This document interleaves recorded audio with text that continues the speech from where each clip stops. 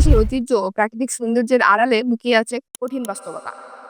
রাজনৈতিক অস্থিরতা, দূষিত পরিবেশ ও দুর্নীতির ছায়ায় আমরা কি সত্যিই নিরাপদ? রাজধানীতে বেড়েছে ছিনতাই, ডাকাতি। নগরে ধর্ষণের শিকার শিশুটির মৃত্যুতে এলাকায় নেমে এসেছে শোকের ছায়া।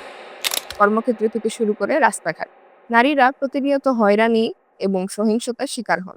আইন থাকলেও এর কার্যকর প্রয়োগের অভাব নারীদের জন্য নিরাপদ নিশ্চিত করতে ব্যর্থ। নারীদের পাশাপাশি পুরুষরাও আজ আর নিরাপদ নন। ছিনতাই, প্রতারণা এবং সামাজিক চাপ তাদের জন্য ঝুঁকি এবং তাদের জীবনকে আরো জটিল করে তুলছে।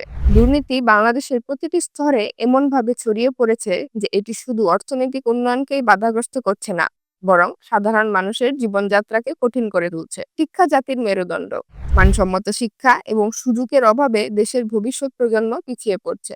ধর্মের নামে প্রতারণা এবং ভুল তথ্য ছড়ানো শুধু মানুষের বিশ্বাসকেই আঘাত করে না, বরং সামাজিক স্থিতিশীলতাকেও প্রভাবিত করে। প্রশ্ন আসে, আদৌ কি আমরা আসল ধর্ম জানি? আর জানলেও কয়জনই বা তা মানি? দুর্নীতি, অশান্তির হাত থেকে রক্ষা পেতে অধিকাংশ মানুষই স্বপ্ন দেখে প্রিয় মাতৃভূমিকে ছেড়ে পরিবার সহ বিদেশে বসবাস করবে। নারীর নিরাপত্তা কোথায়? পুরুষরাও কি সম্পূর্ণ নিরাপদ? ধর্মের নামে প্রতারণা এবং ভঙ্গুর শিক্ষা ব্যবস্থার সমাধান কি সম্ভব? এই দিকগুলো আমরা আর কতদিনই বা এড়িয়ে যাব?